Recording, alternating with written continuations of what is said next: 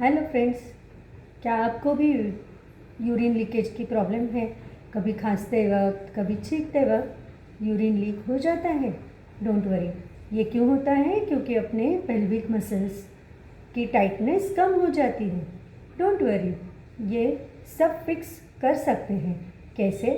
कुछ भी नहीं, सिंपल 3 एक्सरसाइज डेली करें। 1 minute.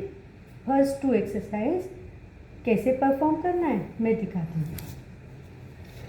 Do butterfly for 1 minute. Second, इसे भी आप 1 मिनट के लिए करें। And round.